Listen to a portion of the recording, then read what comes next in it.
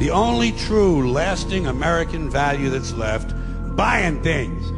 Buying things. People spending money they don't have on things they don't need. Money they don't have on things they don't need. So they can max out their credit cards and spend the rest of their lives paying 18% interest on something that costs $12.50. And they didn't like it when they got it home anyway.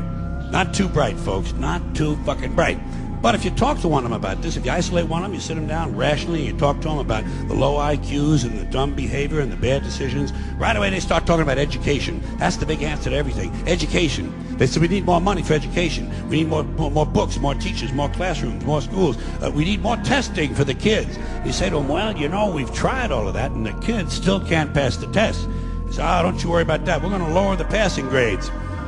And that's what they do in a lot of these schools now. They lower the passing grades so more kids can pass. More kids pass, the school looks good, everybody's happy, the IQ of the country slips another 2 or 3 points, and pretty soon all you'll need to get into college is a fucking pencil. Got a pencil? Get the fuck in there, it's physics.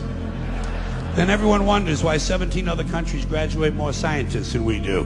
Education. Politicians know that word, they use it on you. Politicians have traditionally hidden behind 3 things: the flag, the Bible, and children. No child left behind. No child left behind. Oh, really? Well, it wasn't long ago you were talking about giving kids a head start. Head start, left behind? Someone's losing fucking ground here.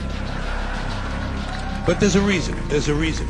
There's a reason for this. There's a reason education sucks, and it's the same reason that it will never, ever, ever be fixed. It's never going to get any better. Don't look for it. Be happy with what you got. Because the owners of this country don't want that. I'm talking about the real owners now. The real owners, the big wealthy business interests that control things and make all the important decisions. Forget the politicians. The politicians are put there to give you the idea that you have freedom of choice. You don't. You have no choice. You have owners. They own you. They own everything. They own all the important land. They own and control the corporations. They've long since bought and paid for the Senate, the Congress, the state houses, the city halls. They got the judges in their back pockets. And they own all the big media companies, so they control just about all of the news and information you get to hear. They got you by the balls. They spend billions of dollars every year lobbying to get what they want. Well, we know what they want. They want more for themselves and less for everybody else. But I'll tell you what they don't want. They don't want a population of citizens capable of critical thinking. They don't want well-informed, well-educated people capable of critical thinking. They're not interested in that. That doesn't help them. That's against their interest. That's right. They don't want people who are smart enough to sit around the kitchen table and figure out how badly they're getting fucked by a system that threw them overboard 30 fucking years ago. They don't want that. You know what they want? They want obedient workers.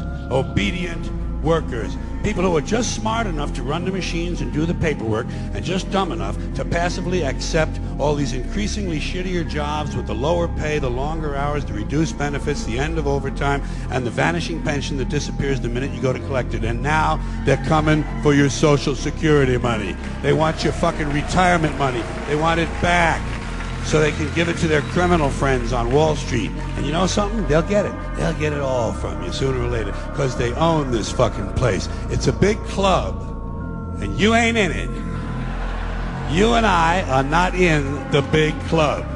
By the way, it's the same big club they used to beat you over the head with all day long when they tell you what to believe. All day long, beating you over the head in their media, telling you what to believe, what to think, and what to buy.